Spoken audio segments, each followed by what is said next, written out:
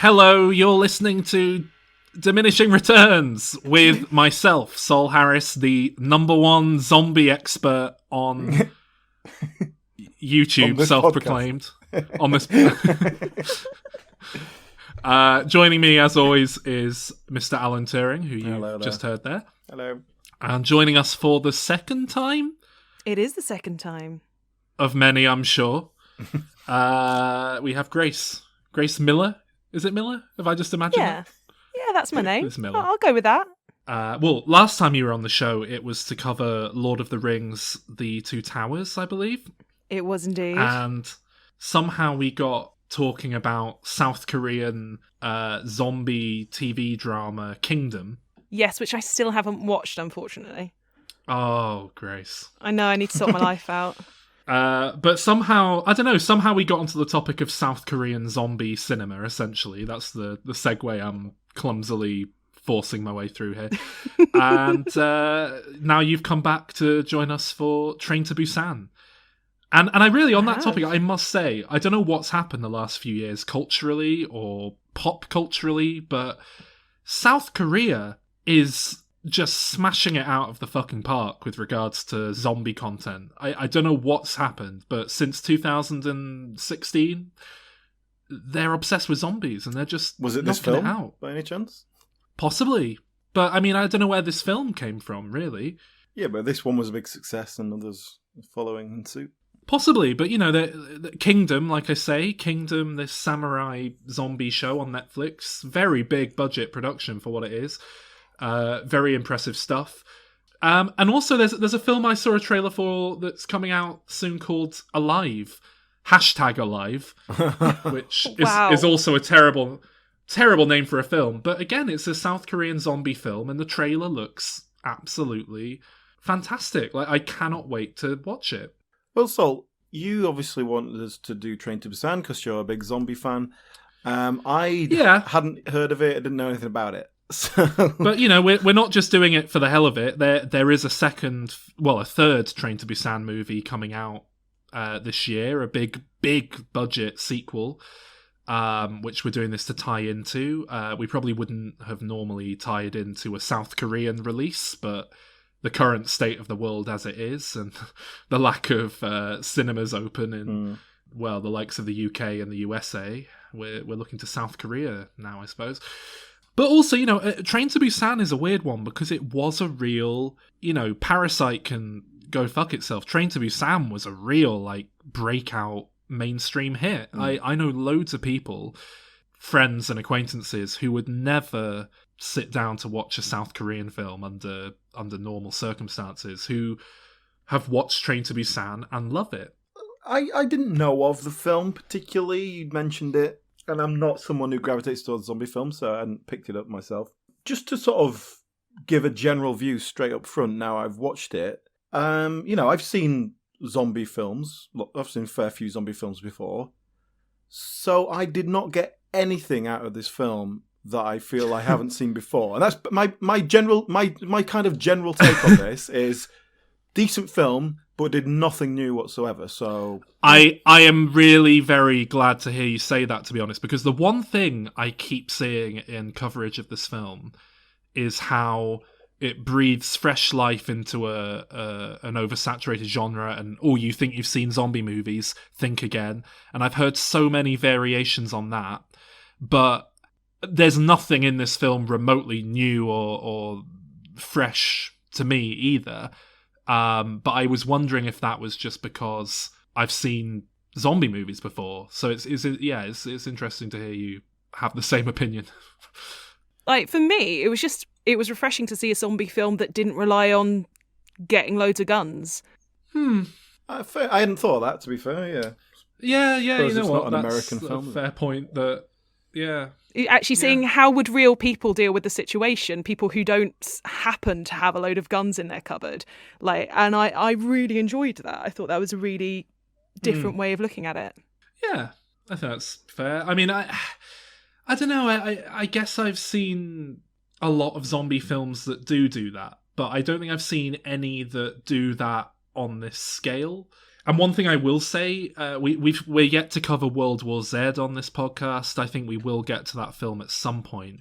But just to very broadly get into it now, I think World War Z is a phenomenal, phenomenal book that was absolutely desecrated when it was turned into a piece of shit PG-13 Pepsi commercial starring Brad Pitt. It is an appalling film. But the one thing that film did bring to the table was this notion of zombies as a natural force. You know, they behave like they swarm. They behave more like a hurricane or something than just individual monsters in a lot of ways. But it was wasted because World War Z was an absolute piece of shit. And Train to Busan kind of picks up that mantle.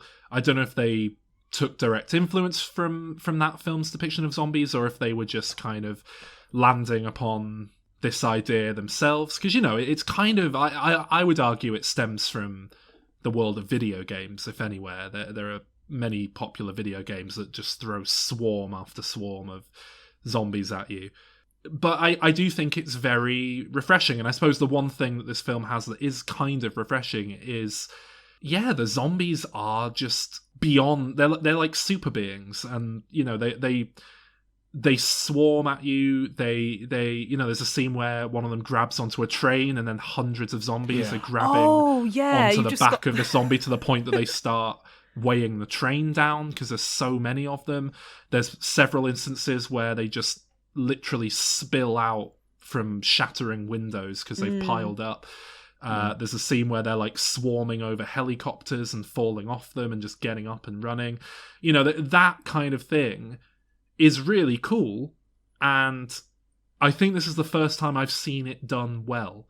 Yeah. So, yeah, I'll give it credit for that. Yeah, I think they use it in the right points. It's not like constant, but like those moments, those eruptions of zombies are just really satisfying to watch. Yeah. But I suppose on that note, it's, you know, I really think of this as more of an action movie than a horror movie.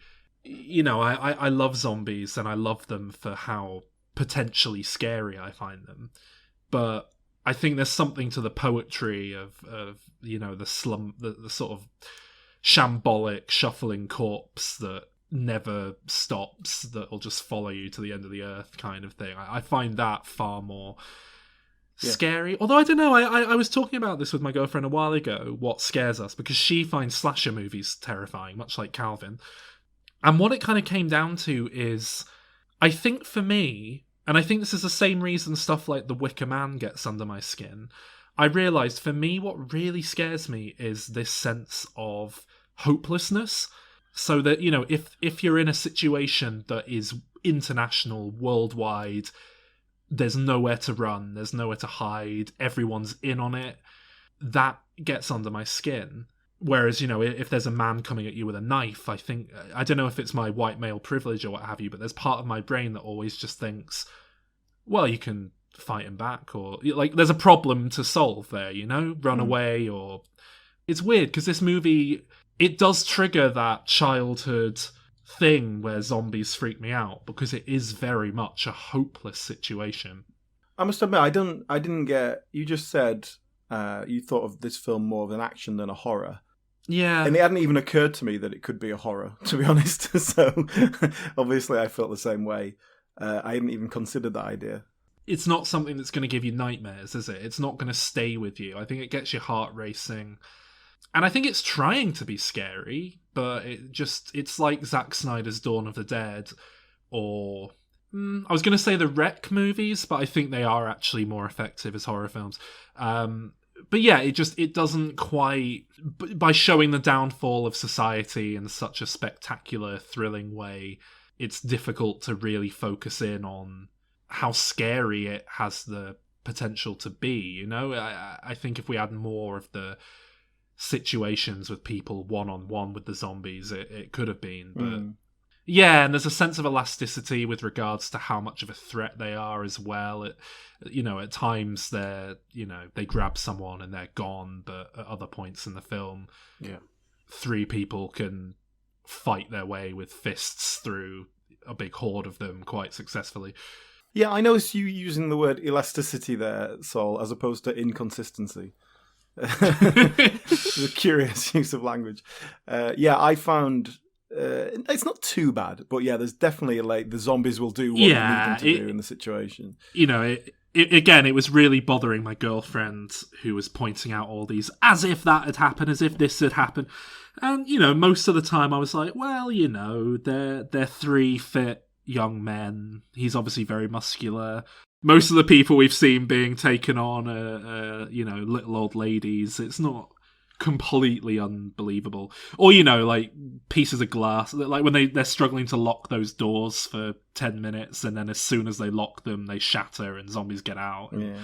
She was saying, you know, as if they'd shatter right at that moment. And I was like, well, you know, there's a difference in tensile strength if you're pushing back compared to a door being locked. I can forgive it for those things. There's usually a weak argument I can make in its defense for most of these things. I think that's the thing I never got away from. As much as I didn't dislike the film, I thought it was a good film, but I never got away from the I've seen this all before feeling. And so what you're saying there, like being on the edge of your seat, or like what's going to happen to them? It's like all these characters, like, oh, the arsehole businessman, oh, the kind of negligent dad who learns to love, you know, the man who's looking after his wife. The guy's a bit of a dick, but then as you get to know him, you realise he's actually quite a big, lovable guy who, you know, cares about people. Yeah, it's...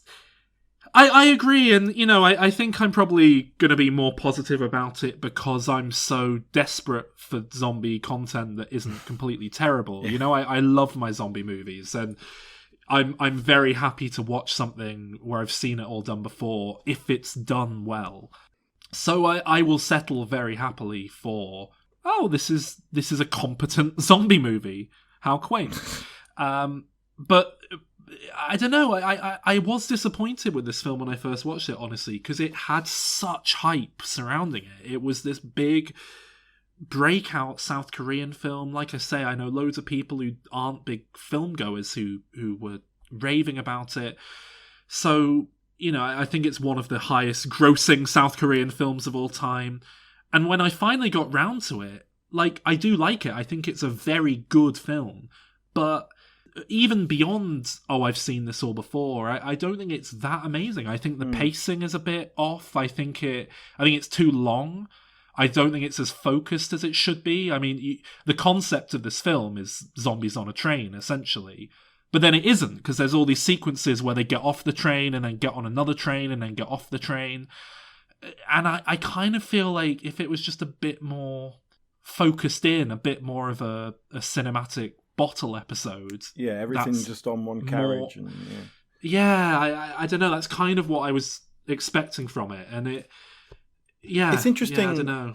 What you said there about, this, a lot of people who you wouldn't consider filmy people like it. That might be a reason why, perhaps we are slightly unimpressed because we have seen it all before. Some people haven't seen as much nonsense action films as we have. But also, this is a general thing, and it goes to, say, Parasite and stuff like that as well. I think there is a bit of a condescending sense of like, oh, look, that's a good film, and it's foreign. Ooh, did you know the foreigners could make films just like we can? Isn't that nice? Look at they're doing well, aren't they? Yeah. I always get a little bit of a sense of that when there's a crossover hit, especially when it's a genre thing. For me, as a non-filmy person, like I am your average gal who likes to watch films occasionally.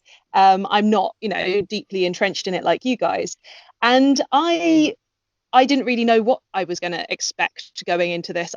For some reason, I thought it was an animated film. So I was a bit surprised when I started watching it. Well, are you familiar with Seoul Station, the sequel? Maybe that's where I'm getting confused. We'll talk about that in a bit. But yeah, the sequel was an animated film, so I imagine you've read something about that and conflated it. That's probably where my brain was going a different way. So I was completely just like, okay, I have no idea what's going on. Obviously, it's a zombie film, so I have an idea what's going on, but like not knowing what to expect. And for me, it just like you just said that you've got some problems with the pacing, but like for me, it was like I didn't feel like it spent too long on anything that wasn't necessary. I felt like they got Yeah, I the point don't. where they were going, that you got to know the Yeah, characters. They are archetypal sort of yeah. roles, so you kind of go, okay, I know what's going on here, and I can probably understand why his wife left him. I think that's it. Like there's nothing remarkable about any of the characters, but they work. You do empathize with them. You do find like yourself wanting them to survive for the most part. I shed tears. Yeah, certainly for me, the standout character is the husband of the pregnant woman Mr. Arms. who is a personal trainer, I think, to actors and people in South Korea. And I've seen he has actually been cast in Marvel's The Eternals alongside Angelina Jolie and Kumail Nanjiani. So seems like he's going to be getting a shot at Hollywood. Any of all the people in this film that you look at and go could cross over. Yeah. He's absolutely. Yeah. Completely. Because he seems to. I don't know. His face portrays a lot of personality straight away. And He's got a very instantly unique likable face. Yeah. I think there's just something very warm about him that you get. I don't know what it is, but yeah. Whereas the sort of main guy, I guess the lead, who is the the kind of yuppie type, who's not particularly great with his daughter because he's a work guy, not a family guy. I don't know. Didn't do anything for me. Not that you think that's bad. Remember the time I ignored my daughter to get on a train with zombies? Yeah, he just, and I think it's part of the character. He never emotes really, and throughout this whole thing, in which he does sort of somewhat learn a lesson. That's the about, cheap animation, isn't it? Seth MacFarlane, he's very criticised for animating everyone on the cheap on a 90-degree angle. There's not much emotion in the animation, unless they're doing like a parody of a Disney movie or something. Well, so obviously, throughout the thing, we do get a sense that he's learned that his daughter is important, but I don't think there's much of a character arc there. Yeah, to be honest, I don't even get the sense that he's learnt she's important. It's more that he's learnt that he's going to die. He's not conveying it enough to her. Do you know what I mean? It's like because still at no point, even at the end, does he embrace her, tell her he loves her, or even particularly reassure her in any way. If you missed the beginning of that film, you'd assume he was just some business guy on the train, and this little kid was lost, and he was like, "Oh God, I've got to help this kid now." But he does, he does make something of an ultimate sacrifice to save her and the other woman at the end. But the perhaps the problem with that is that about 10 minutes earlier, we saw a homeless tramp do exactly the same sacrifice for them. Yeah, there is a lot of self-sacrifice in this film. Yeah. So it does undermine it somewhat. Mr. Personal Trainer, which was one of the hardest ones emotionally. You're kind of, by the time it's dad at the end, you're kind of like, yeah, okay, cool. Yeah, I've heard a lot of people talk about shedding tears at this film, and I don't know, maybe I'm a sociopath, but I have to say it doesn't even begin to reach me on that level, this film. I've watched it twice now, and it doesn't. I don't know. I kind of think, oh no, my favourite character's gonna die, but cool end to his time in the film. And then the other people that die, it's just kind of like, yeah. And when the dad dies at the end, and he's thinking about his daughter as a baby, I'm like, oh, get on with it. Yeah, I really hated that moment. I was just like, we don't need this flashback of you remembering how much you loved your baby when she was born. Like, it's not necessary at all. Perhaps putting in I love you or something nice like that before he decides to go might have been a bit more emotive rather than just some. I think maybe it's just because you're dealing with ideas of parenthood and children, but you're also dealing with like train imagery. And so it just makes me think about all those fucking little annoying kids whenever I've like got a train and there's a baby crying. I honestly thought you were going to talk about evacuation during the war then, and like putting kids onto trains and didn't know if you were going to see them again. Oh. But you know what? There's lots of things that don't quite pay off. Like there's all sorts of stuff about our main guy who is like on the phone to his business partner or his junior or whatever it was, and is like, are we responsible for this? Like you get the sense that he's done some, like his sort of, his negligence negligence is the reason all this has happened. Yeah, there doesn't seem to be any malice, but maybe it's like, oh, we've been cutting corners to make money, and then that's what this has broken out or whatever. And but that doesn't really pay off because even within his character arc, you don't get this sense of redemption that he sacrifices himself. It's too vaguely hinted at to get anything out of it. Yeah. There are a couple of things like that. For example, where we see a TV news kind of report, and the reporter is saying like, trust the government, do this, trust the government. And I don't know enough about Korean culture to say, is that just kind of standard rhetoric, or is that kind of... I don't know, but my read on that is that it is just, in a zombie movie, you get your sequence where they have a few news reports, and maybe you get a BBC reporter, in. And it felt like there was some sort of comment, though. Especially the moment when they said, to the best of our knowledge, your safety is not in jeopardy, and that is matched up with the city in flames. I think that must be trying to say something. Well, yeah, I think there's a satirical dig at the government being shit. Yeah. But to be honest, watching it last night, you could do the same thing with Boris Johnson. Do you know what I mean? I don't know if it's unique to Korean culture. That's what I mean. Is it how it's an obvious thing to do here is to relate this film to kind of the pandemic that we're dealing with at the moment and kind of that sort of sense. And one of the things that's really kind of bothered me most about this whole lockdown thing is when I was in a supermarket. And this voice came over the thing, like a recorded message saying, please keep 2 meters apart. And then it was like something like, it is everyone's duty to keep the people safe. Trust the government. Like, it didn't actually say trust the government, but it was some like weirdly, well, to make the obvious thing, a 1984 feel kind of the announcement of, do as you're told, trust the government. And I was like, oh, that is really creepy. So I don't know, when I saw that in this film, that's kind of how it felt to me. Not necessarily unrealistic, but is it making a point? Is it being slightly satirical somehow? Yeah, I know what you mean. And it is interesting, because obviously when I first saw this film, it was, it wasn't the height of a worldwide viral pandemic. What is interesting to me, and I don't think we get much of it in this film, and I think it's something we will be seeing in zombie films in not too distant future, is that the actual infection as it is, in terms of real life, our coronavirus thing, that's not really the big issue anymore. It's the steps that have been taken to deal with it and the problems that are causing on a social level.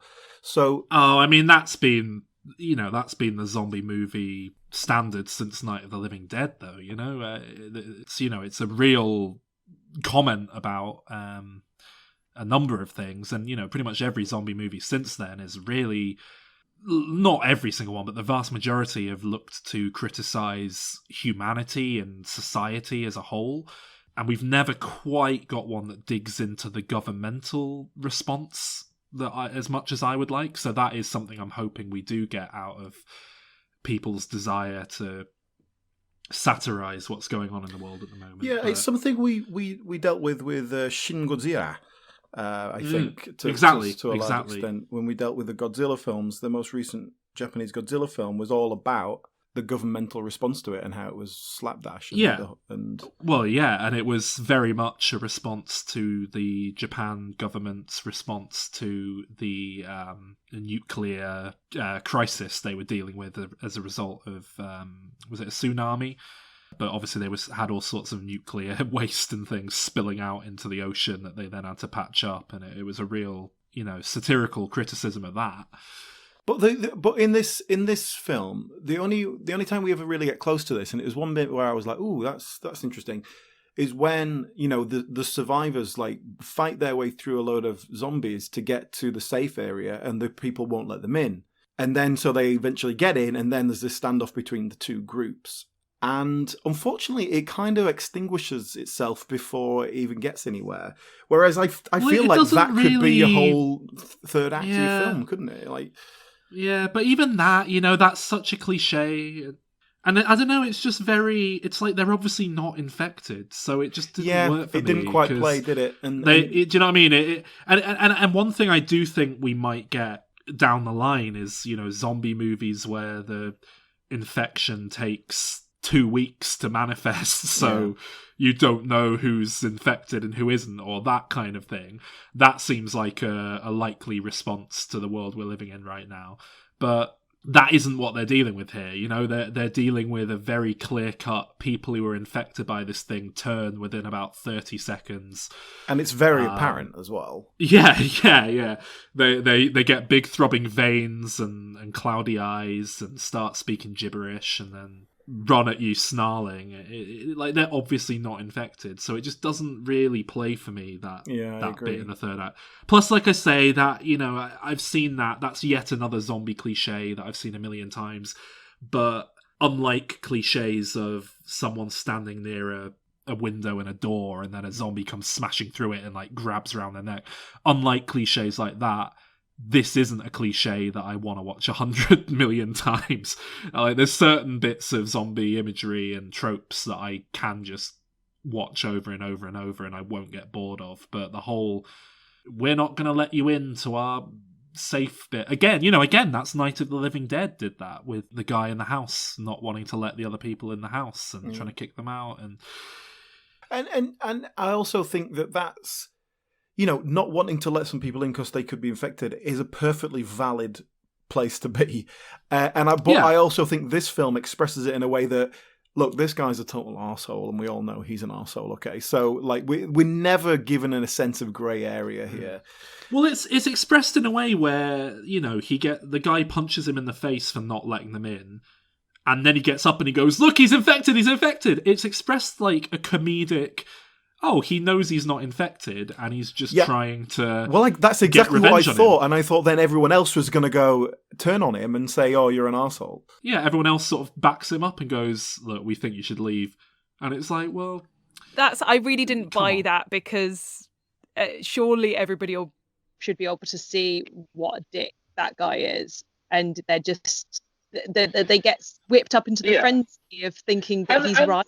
Yeah, and it could play if they had a character say, like, look, we don't know how this thing works. There could be people who take hours to like, if they had a line of dialogue, I could maybe buy it, but it just, I don't know, it just doesn't play for me. I mean, devices to make the dad look slightly better because there's a more selfish prick on the train than him. Yeah. Plus, you know, you historically in a zombie movie have an overbearing prick who then gets, generally speaking, the worst death out of everyone. They are usually someone who gets the what zombie aficionados will call the Captain Rhodes death from Day of the Dead, where they are torn to pieces and watch as their entrails get eaten. And, you know, it's what David has happened to him in Shaun of the Dead. It's the death reserved for the knobhead. and that is this character. But that's it. He doesn't even have that karmic death at the end. He just turns quite peacefully, really, all things considered. I mean, I realise it's really a bit late to be doing this, but for anyone who hasn't seen the film or needs a refresher, there's not a lot to talk about in terms of plot. You know, again, I think this might be part of why it's had such mainstream success, is that you could probably get away with watching this film in Korean with no subtitles, and I think you'd more or less get everything out of it.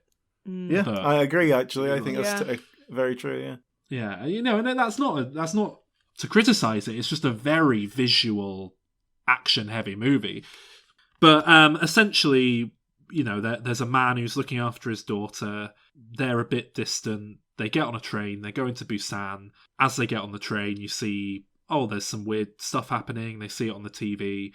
And there's a zombie who gets on the train and starts biting people. And essentially you have zombies on a train and then just these people trying to get to Busan, where there's a military stronghold, being chased by zombies. There's not really much more to it than that. And it's quite fun structurally as well. Like, I enjoyed that kind of each carriage proposed a new puzzle that they kind of had to solve and how to work around it. They didn't just like fight through every single carriage. They kind of used their smarts to work around it once they learnt more about the zombies. And I enjoyed that kind of seeing their adaptation. Yeah, that is something I love in films, is just seeing problem solving and like inventive problem solving. So, the stuff that really gets me off in a movie is stuff like there's zombies at this window. They will chill out if we can stop them seeing us. Oh, I'm going to splash water on the glass and then stick newspaper to it and they can't see us anymore. That is the sort of stuff that makes me love a film. And there is quite a lot of that in this film, and it's mostly all thrown away. It's never like a huge part of it, so it's just kind of there, just a nice bit of icing on the cake, really. I mean, I what suppose... do you think that, like, the device of like the zombies being able to see less well or not be able to see at all when it's like dimmer light? Because I've not seen that used as a zombie kind of trait before. Yeah, I was just about to say that is the one element of fresh spin on the zombie mythology that I think this film gives us. I've never seen that done anywhere before. And, it is an interesting game mechanic, I suppose. It means that they've got tools at their disposal to work with for the puzzle solving of how do we get from this carriage to that carriage. And it also allows for some nice tense sequences where people are trying to take advantage of it. Yeah. I don't know. I don't know how long it actually takes to pass through the kind of tunnels you get in Korea, but to me it always felt a bit unrealistic how long the train goes dark for. But I don't know, maybe they have huge long tunnels in Korea where you do get plunged into darkness for minutes at a time rather than 10 seconds like it would be in the UK. I think the whole sort of blind zombies thing was nice. Their eyes are clouded over, so it's quite believable that it was like, they can sort of see a bit of shapes and colours and stuff, but they haven't got very good vision. But then play with that a bit more, or why? Can they not hear you at all? Because... Well, that's it. If I wrote this film, I'd think, right, I've set that up, so the third act climax of the movie is going to be set at nighttime or something. Like, I don't know, just it feels like you could do something more with that, and maybe then they'd be drawn to fire and explosions, and you'd have other reason to like avoid certain areas. I don't know, it feels like a missed opportunity there. But I must say, I literally have written stuff in zombie movies where people chuck a phone across the room and then dial the phone and try and distract them that way. So, it does tap into, as I say, a lot of...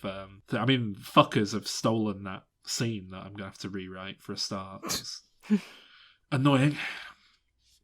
But I think that's perhaps the problem with the film in general. Like you were saying, Sol, you sort of said the pacing is a bit off. I think there's a lot of things that happen and get set up that just don't really pay off.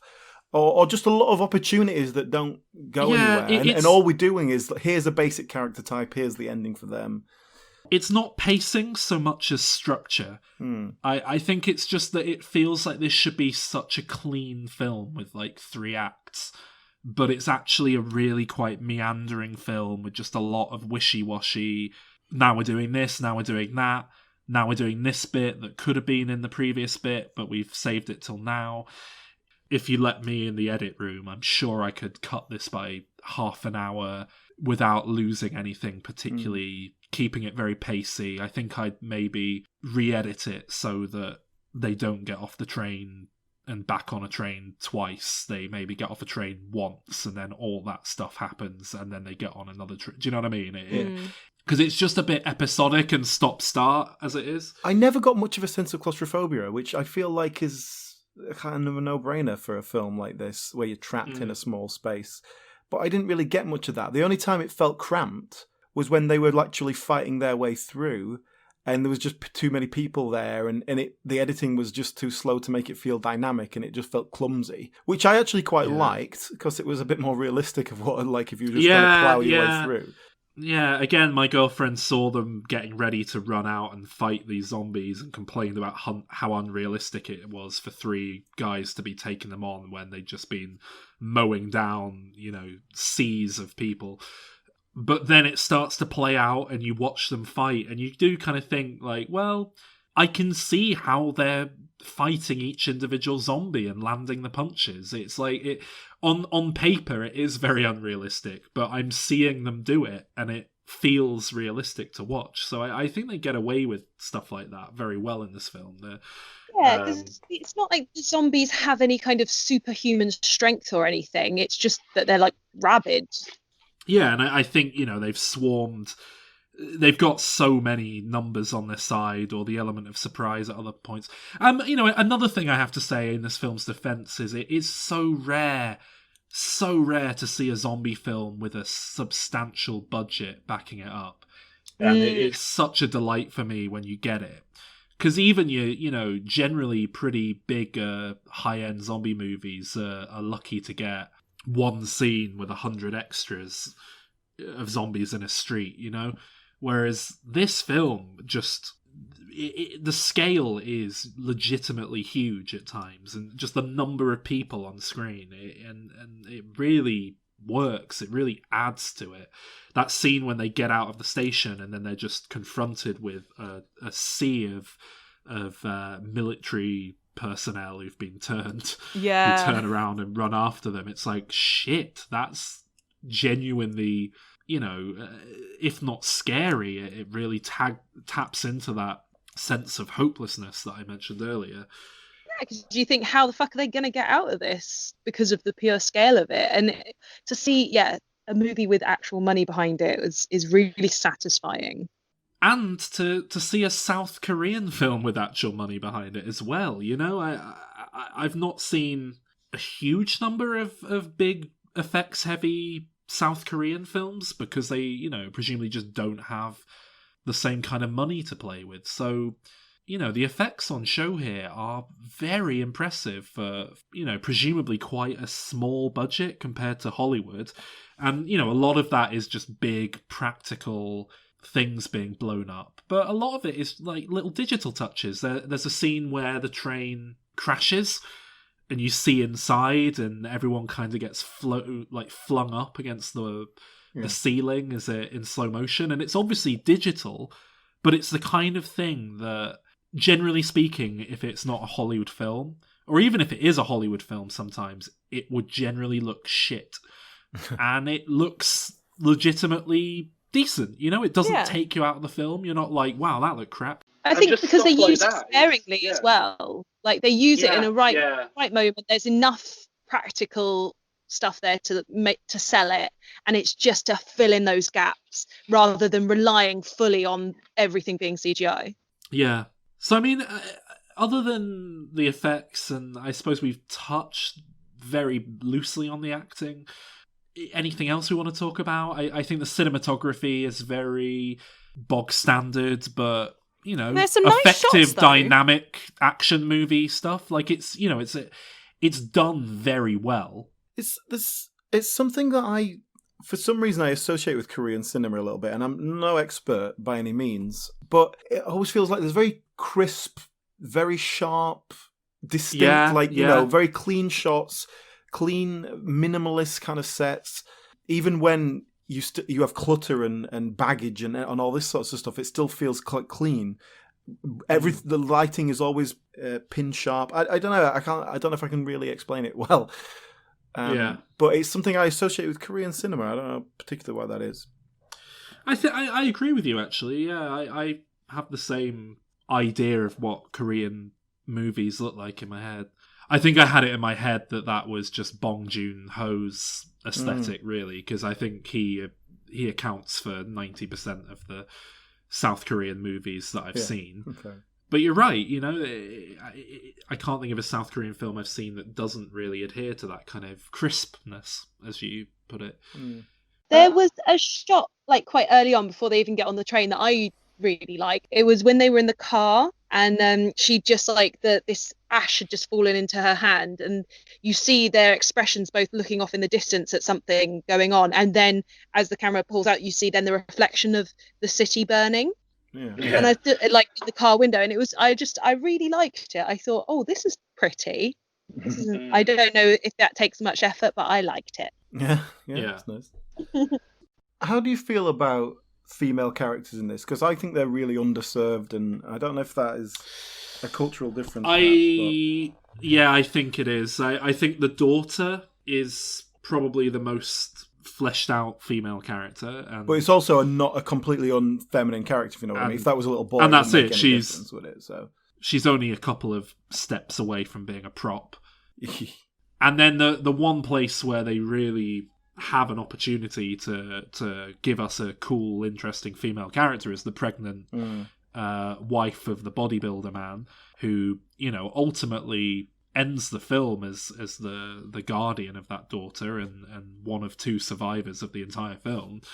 You'd think it would be forgiven to give her a bit of personality, but she is just a completely blank slate, very passive character for the most part. Yeah, I mean, she has her moments. Like, she's the one who has the idea to throw the water on the glass door and everything. Oh, is that her? Yeah. Like, she has a bit of banter with her husband, but it's, I mean, like, yeah, it's not much, but it couldn't have been that hard to make even more out of that character. Like, it just feels like all the female characters are there to be rescued. So there's a little child, a pregnant woman, an elderly lady. You know what I mean? It's like they're all kind of set up to not be able to help themselves. Yeah. Yeah, and, you know, to give her some credit, she is a pregnant woman, so she's not just, you know, an incapable woman. But we don't get any sense of personality either, do we? It's not like a written character. And again, to give the film credit, I think she has every bit as much personality and fleshing out as our protagonist, the lead actor, who is a man. So, I mean, the character with the most personality is the personal trainer guy. Yeah. They're all very kind of simple characters because they're relying on the action, I suppose, of the film. Yeah. One of the only characters who does jump out at me as having a bit of personality is the younger woman who, you know, there's this group of students, are they? Yeah. Baseball team. And she's the girl one who gets separated from the pack, and, you know, she's played very much as like silly teenage girl, but she does have a very distinct voice in the film. You know, when she's doing stuff, it's like, oh, she actually has a character, which is more than I could say about the male train conductor, for example. I got a bit confused with the the sisters.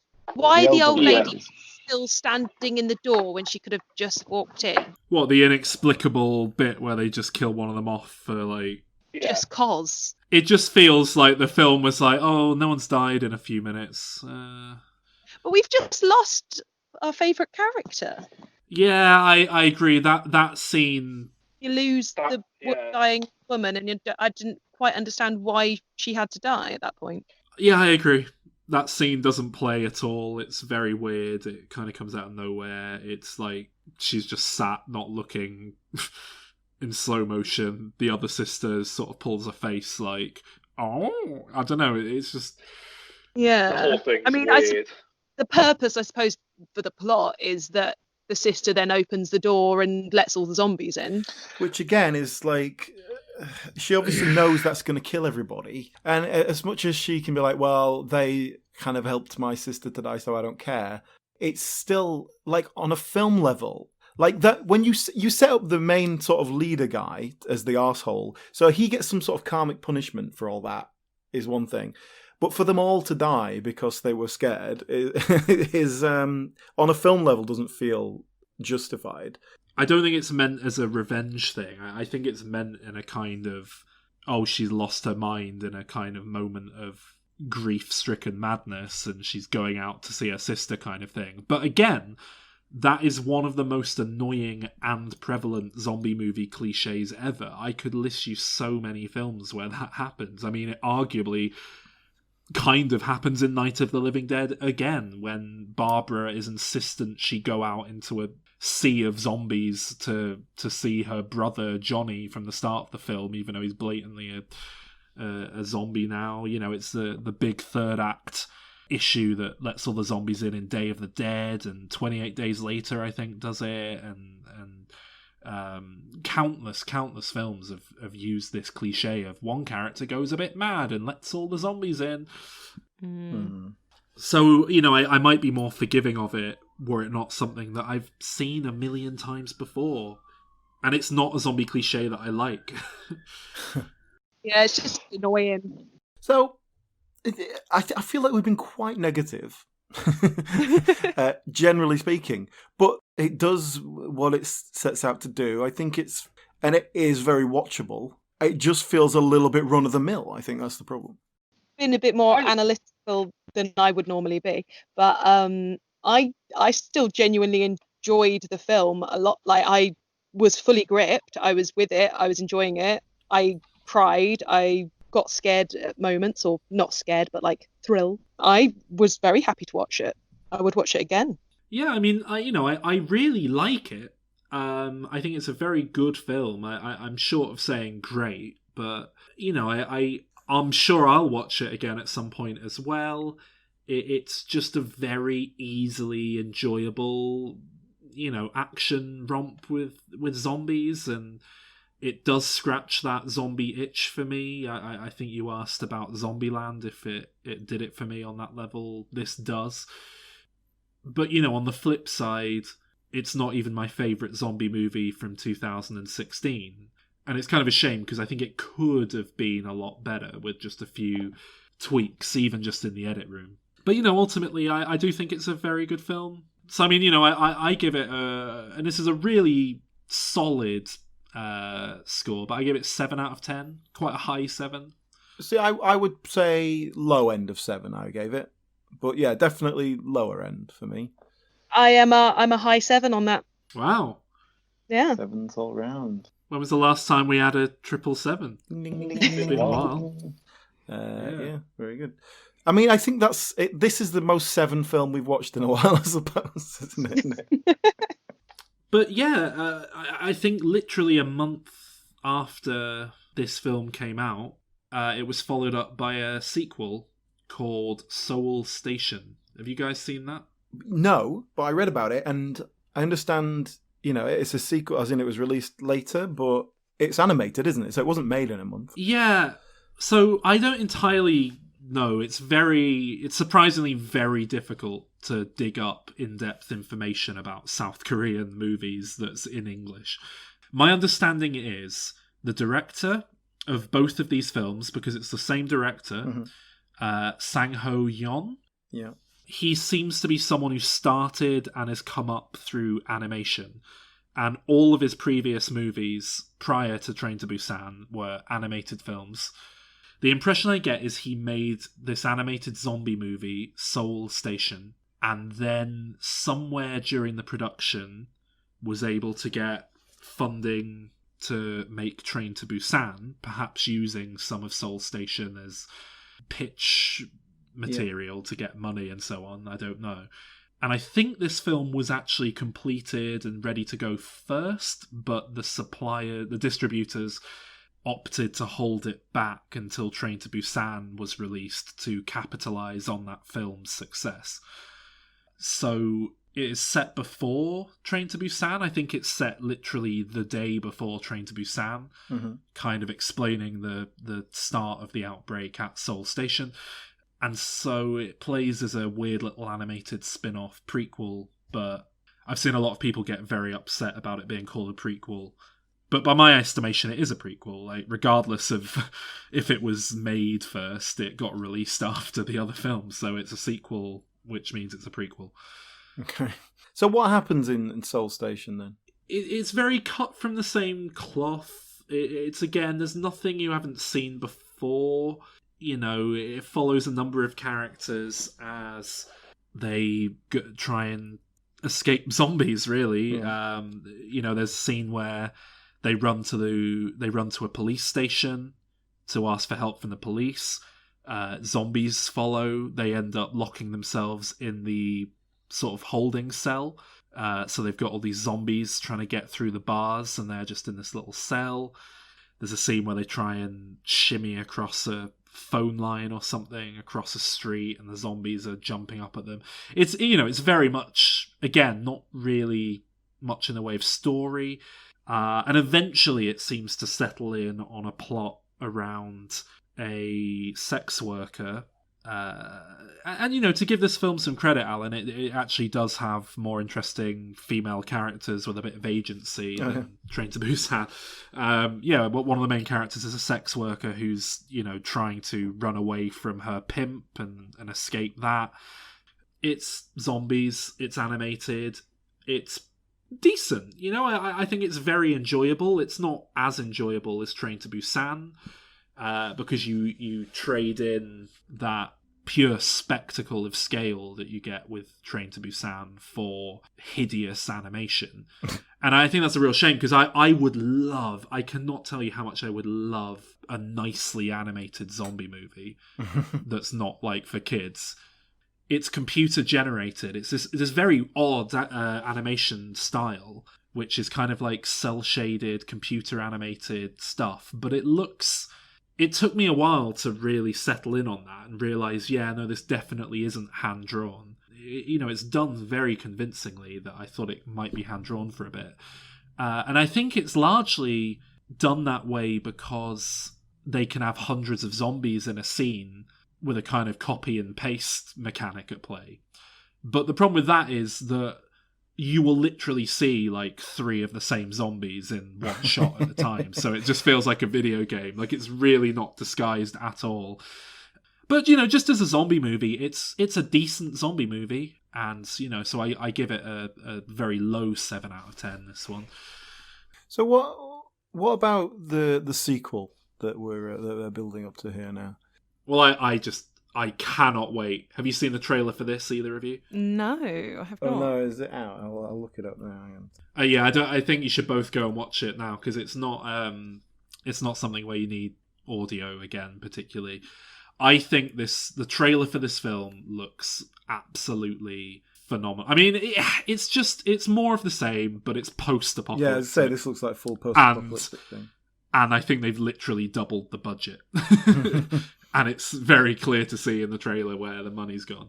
It's set 4 years after Train to Busan. Apparently Korea is just completely gone. They just wrote it off. The film's called Peninsula, although I've seen certain, presumably American places, calling it Train to Busan Presents Peninsula. It definitely feels a lot more, post-apocalyptic thing, which is a totally different feel to the first one. There's obviously a scene with a full-on kind of gladiatorial combat thing. Yeah, that looks great. I want that. It feels like this is going to be a totally different film, though, doesn't it?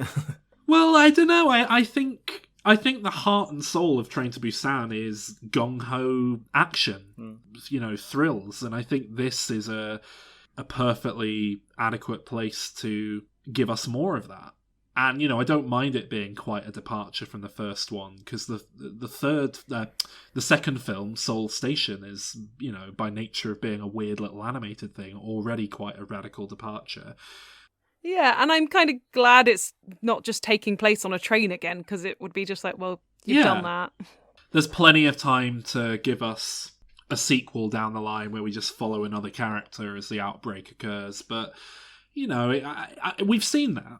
I think this film has an opportunity to give us something we haven't seen a million times before, even if only superficially speaking, by combining different ingredients that I haven't seen quite put together in this way before. But I'm genuinely really excited for it. Now that Bob's Burgers the movie has been delayed into 2021, this is my most anticipated film of the year. So, when I was watching Train to Busan, I was thinking, so when are they doing an American remake of this? Oh, they are, yeah. Yeah, so is there talk of that? There is an officially...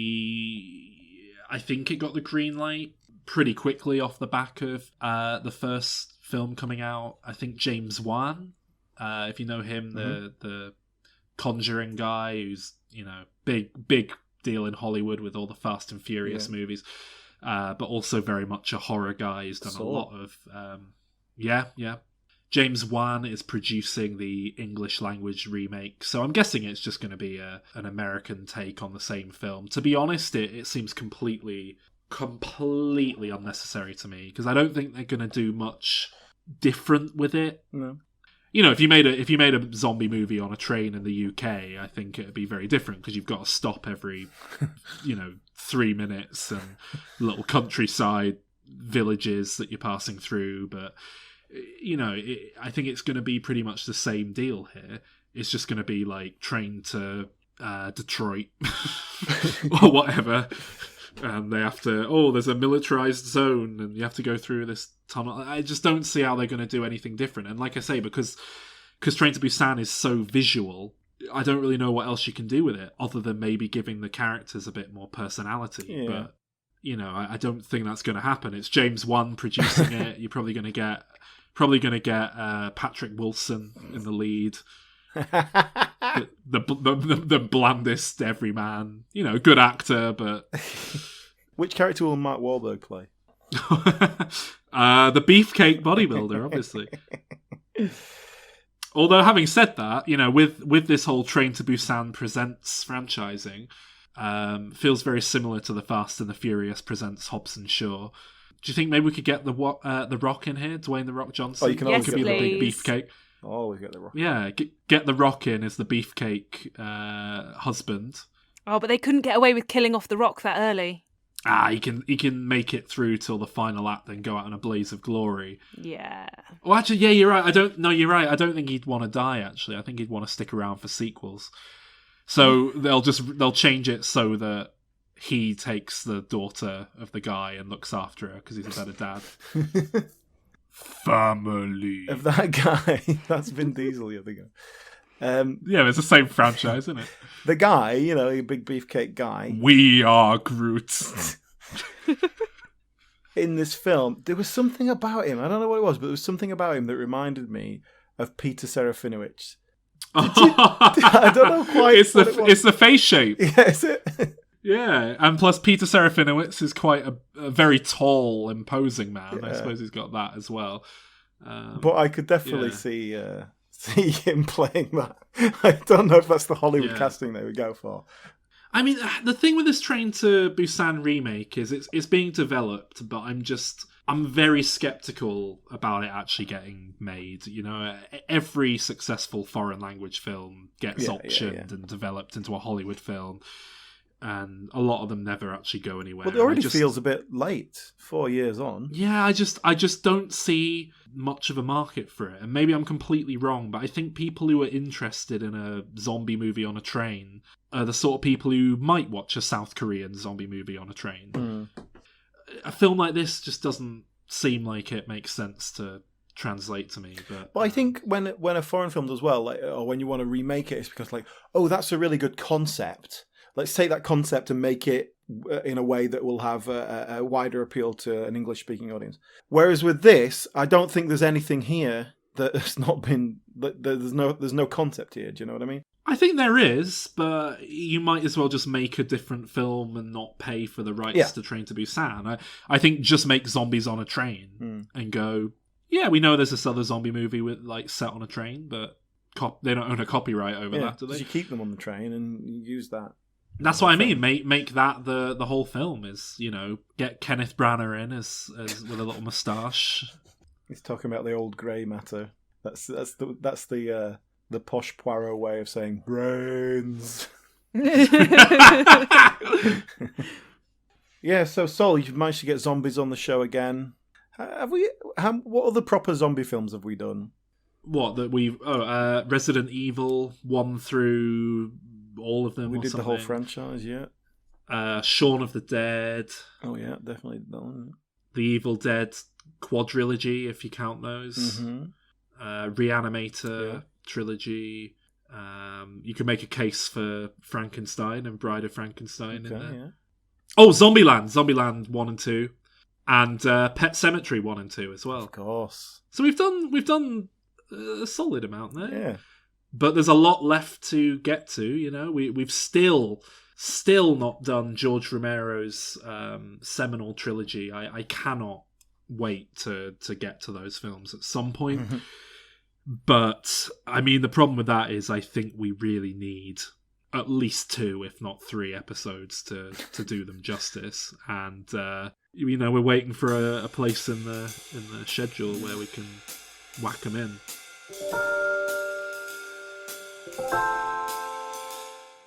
All those zombie episodes available at dimreturns.com, or just look back on wherever you get your podcasts. You'll find them all there in our back catalogue. And we have a regular thing on our Patreon, Saul, don't we? Where we obviously we do Diminisos, but we've had a regular thing where we have episodes called Saul Recommends Zombies, where you basically just tell me about zombie films you've watched recently. Yeah, that's the segment on the show. I think it was sort of a placeholder name that we never improved upon. So that's this week then. Thank you, Grace, for joining us, giving us your feelings here. You're welcome. Yeah, thanks ever so much. And next week is something else.